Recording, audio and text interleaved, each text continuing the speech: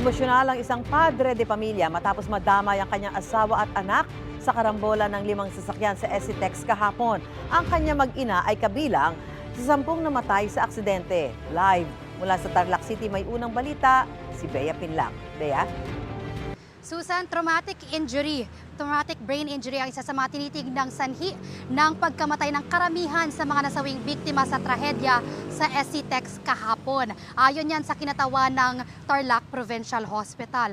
Ang pinakabata pa raw na nasawing biktima, 4 na taong gulang lamang. Kasi wala na eh. Yung pinakapal kong anak yung bunso ko. Sige, asawa ko.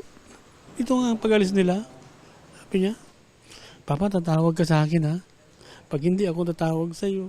Ito raw ang huling sinabi ng 9 na taong gulang na anak ni Elmer sa kanya bago bumiyahe ang bata kasama ng kanyang ina at asawa ni Elmer patungong Pangasinan kahapon. Dadalo sana sila sa isang children's camp doon na inorganisa ng kanilang simbahan. Yun ang naging na-miss ko sa kanya. Yung sasabihin, love na love kita, Papa. Kahit anong mangyari, hindi kita iiwan. Hanggat sa magtanda ka, aalagaan kita.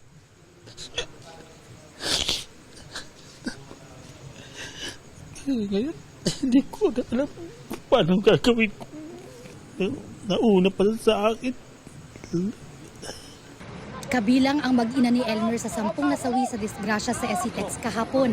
Matapos salpukin ng isang pampasaherong bus ang isang van, 2 SUV at 18-wheeler. Yuping-yupi ang van at SUV na naipit sa gitna ng bus at truck. Ayon sa Tarlac Police, 5 sasakyan ang sangkot sa karambola. Napipinang gusto yung 2 sasakyan na na-sandwich. After siyang tinamaan ng bus, kung makikita lang ninyo yung nakita namin kanina, parang yung sardinas na sama-sama sa loob nung dinatan namin. Kaya medyo nahirapan kami sa pag-extricate kasi may tatamaan ka sa katawan ng mga nandun sa loob bago mo sila mailabas.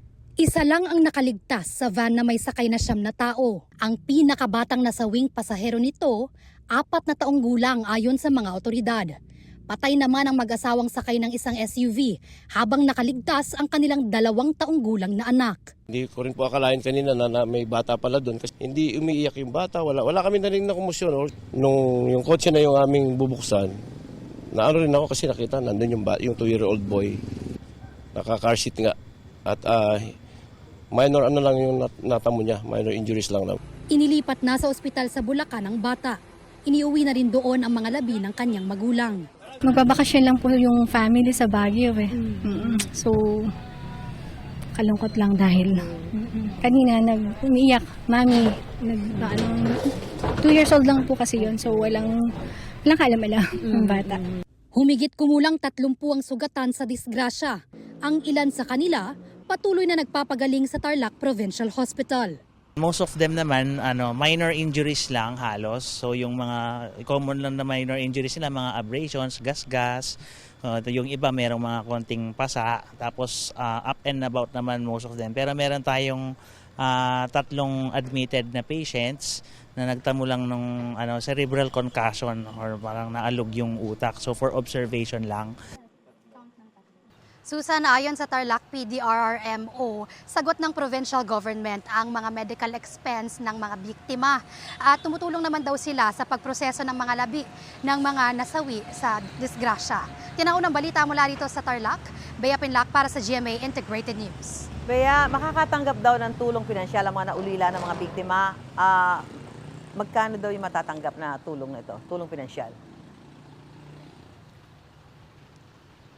Susan, ayon sa LTFRB, tig-400,000 piso ang inaasahan na makukuha ng mga naulila ng 10 nasawi sa disgrasya. Okay, Susan? maraming salamat, Bea Pinlac.